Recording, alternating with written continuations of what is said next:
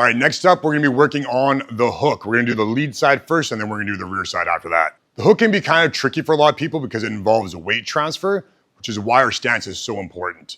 But before we get to that, we're gonna get into the position of our arm and our hand. So the hook is called a hook because our arm looks like a hook. It's gonna be roughly 90 degrees. And again, sometimes it's gonna be a little bit longer, sometimes it's gonna be a little bit shorter. We're gonna start off with 90 degrees. So my arm is here like this from a side angle when I land, okay? The elbow has to stay bent. I see a lot of people when they're beginners, they start to throw the hook and they straighten out their arm like this.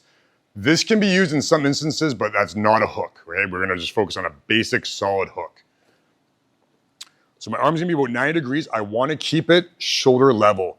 A lot of people, the big mistake they make too is they drop that elbow down when they throw here. They end up hitting with their knuckles here, which we don't want. We always wanna land with these knuckles. So make sure we keep that elbow up nice and high, okay? Now, whether you want to do thumb up or thumb in will kind of depend on the person. It also depends on the target.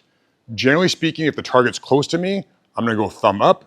If it's further away, I'm gonna go thumb in, because if it's too far away, my thumb's up, I'm gonna end up hitting with this part here, which I don't want. Okay, so if I turn my thumb in, now I'm hitting with these top knuckles, which we always wanna hit the top knuckles, okay?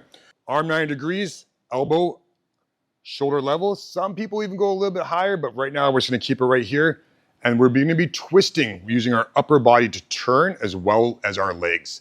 This is the part that we're going to get into next, which is going to help a lot of people avoid that long journey of getting a good hook at the beginning, okay?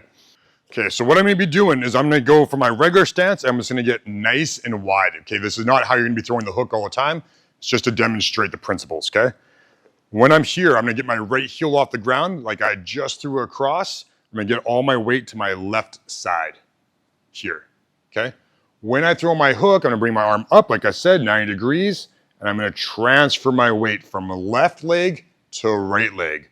A lot of beginners will start to turn their upper body, but they leave all their weight here.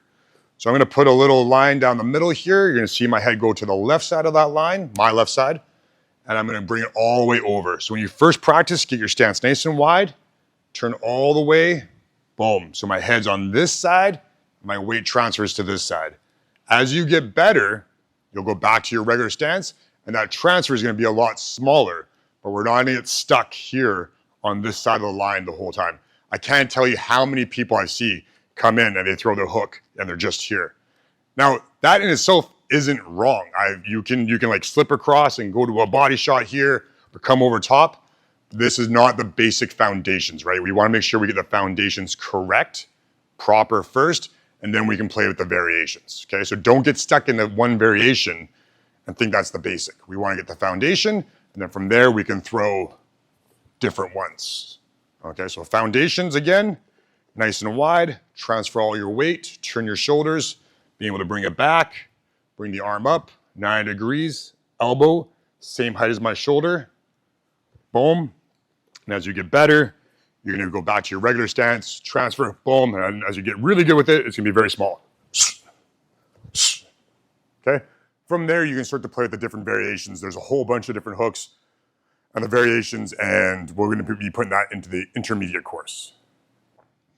Okay, now with the right hook, it's essentially the same thing, and you will generally get your feet a little bit wider when you throw a right hook. If my feet are too narrow, there's just not much here behind the hook, okay? So you're gonna get a little bit wider than normal. Usually you're gonna be using some footwork to get there. So I'll be throwing some punches and my feet will get wider as I throw those punches. And then my feet are gonna be nice and wide comparatively for that right hook. Everything else is the same. Heel comes off the ground, elbow comes up, knuckles can be here with their thumb up, or your thumb can come in. Either way, as long as you're aligning with those top two knuckles like everything else. Again, you can try it yourself just to get it really narrow and try throwing your hook and you'll feel it. It feels really awkward. So get a little bit wider when you're first starting, drive off that back heel, transfer the weight from right to left, boom, and then bring it back. Just a quick note about the right hook. It is a short range punch. It has a lot of power, but it doesn't cover a lot of distance. Because it's coming from back here, my opponent will be able to see it a little bit easier as opposed to this one right here. Okay, so just keep that in mind. And some boxing coaches don't even teach it to beginners because if they just kind of rely on this big motion here, they drop their hand, they're wide open, they're gonna get hit with a jab.